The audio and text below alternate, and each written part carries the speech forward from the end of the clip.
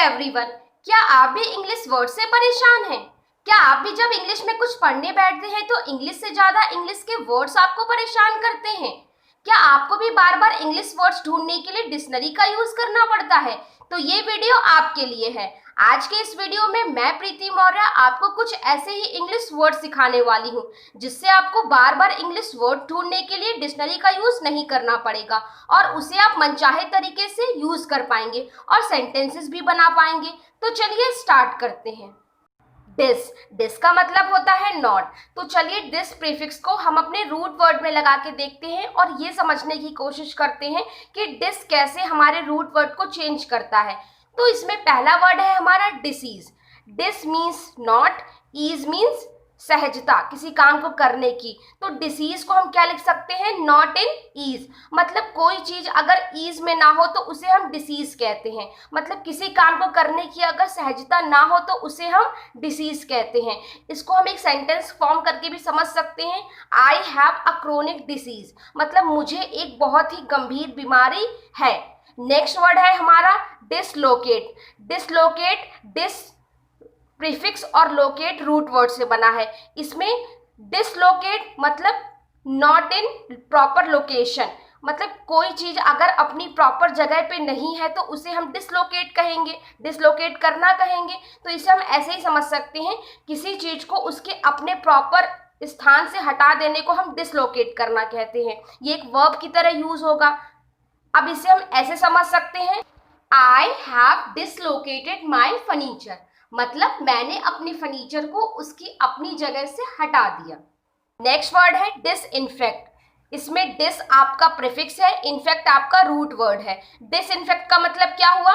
To free from any kind of germs, मतलब किसी particular जगह को हमने जर्म से रहित कर दिया, कीटाणु से रहित कर दिया। तो इसको हम ऐसे समझ सकते हैं, I have disinfected this room, मतलब मैंने इस रूम को डिसइंफेक्टेड कर दिया, मैंने इस रूम को कीटाणु रहित कर दिया।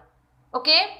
नेक्स्ट वर्ड है डिसहार्टन। इसमें डिस आपका प्रीफिक्स है, हार्टन आपका रूट वर्ड है।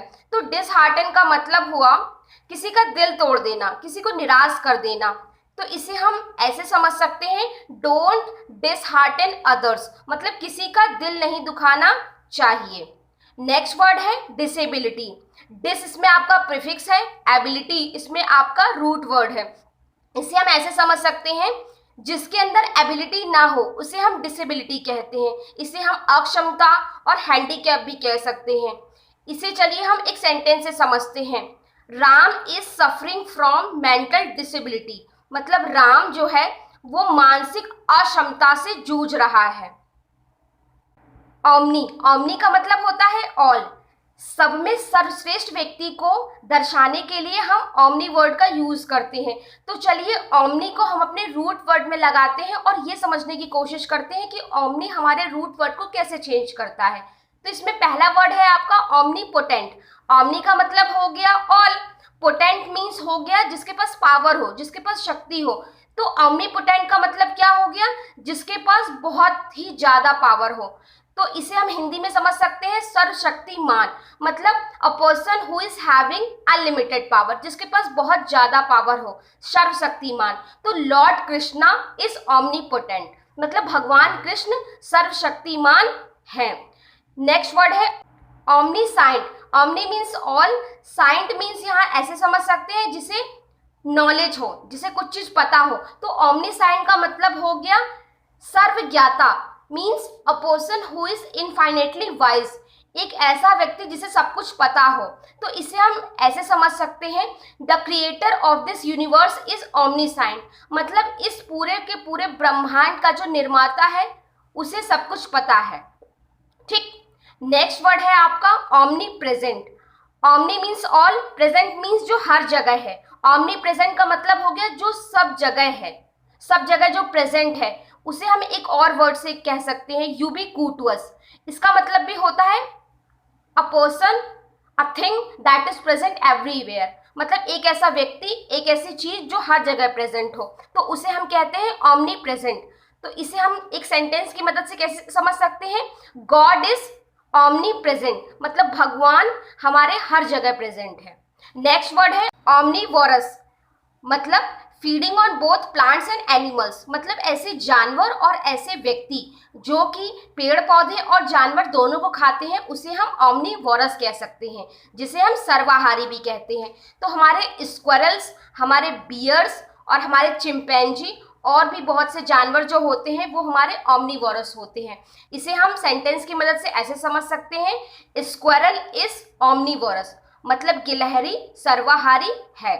नेक्स्ट वर्ड है ऑमनीफेरियस, ऑफ मैनी वेराइटीज, मतलब एक ऐसी चीज जिसकी बहुत सारी वेराइटीज होती हैं उसे हम ऑमनीफेरियस कहते हैं। इसे हम सेंटेंस की मदद से ऐसे समझ सकते हैं, दिस कॉस्मेटिक इज ऑमनीफेरियस, मतलब ये जो कॉस्मेटिक है वो ऑमनीफेरियस है, मतलब इसकी बहुत सारी वेराइटीज मार्केट में अवेलेबल हैं। ओके। अन का मतलब होता है हैविंग नो, मतलब अगर हम किसी रूट वर्ड में अन वर्ड यूज कर देते हैं तो वो उस पर्टिकुलर रूट वर्ड को ऑपोजिट बना देता है। तो चलिए इसे हम अपने रूट वर्ड में लगा के देखते हैं और समझते हैं कि ये कैसे हमारे रूट वर्ड के मीनिंग को चेंज करता है। तो पहला वर्ड है आपका अनटाइडी। अन मीन्स हो गया हैविंग नो, टाइडी मीन्स हो गया साफ और क्लीन। तो मतलब जो चीज साफ ना हो, जो चीज बिल्कुल बेतरतीबी से की हो, उसे हम अनटाइडी कहते हैं। तो याद है आपको बचपन में हमारे काम में कभी कभी हम बिल्कुल बेपरवाही से काम करके मैडम को चेक कराने जाते थे और मैडम उसमें क्या लिख देती थी, अनटाइडी वर्क। तो अनटाइडी वही होता है, मतलब लापरवाही से, बेपरवाही से किया हुआ कोई भी काम जो कि साफ सुथरा ना हो। तो उसे हम समझ सकते हैं, my school homework was untidy, मतलब मेरा स्कूल होमवर्क अनटाइडी था। नेक्स्ट वर्ड है अनसर्टेन। अन मीन्स हो गया हैविंग नो, सर्टेन मीन्स हो गया जो निश्चित नहीं है, मतलब जो चीज निश्चित नहीं है उसे हम अनसर्टेन कहते हैं। तो इसे हम एक सेंटेंस की मदद से समझ सकते हैं। क्या समझेंगे, सीतास मैरिज इज अनसर्टेन, मतलब सीता का विवाह अनसर्टेन है, अनिश्चित है। नेक्स्ट वर्ड है अनयूजुअल। अन मीन्स हो गया हैविंग नो, यूजुअल मीन्स जो उस तरह का नहीं है, अनयूजुअल मतलब बिल्कुल अलग तरह का, बिल्कुल चेंज। तो इसे हम कैसे समझ सकते हैं सेंटेंस की मदद से, Maya's behaviour is unusual these days, मतलब माया का व्यवहार इन दिनों बहुत ही अजीब सा है। नेक्स्ट वर्ड है अनप्रेडिक्टेबल। अभी मैंने आपको बताया था कि जब भी हम किसी रूट वर्ड में अन को लगाते हैं तो अन क्या करता है, हमारे रूट वर्ड की मीनिंग को ऑपोजिट कर देता है। तो यहाँ पे प्रेडिक्टेबल का तो मतलब हुआ कि जिसे प्रेडिक्ट किया जा सके, जिसका अनुमान लगाया जा सके, जिसका आकलन किया जा सके। तो अनप्रेडिक्टेबल का मतलब क्या हो गया, जिसका अनुमान नहीं लगाया जा सकता। तो हम इसे एक सेंटेंस की मदद से समझ सकते हैं, his result is unpredictable because he is not studious, मतलब उसका रिजल्ट अनप्रेडिक्टेबल है क्योंकि वो पढ़ाकू लड़का नहीं है। Next word is undue.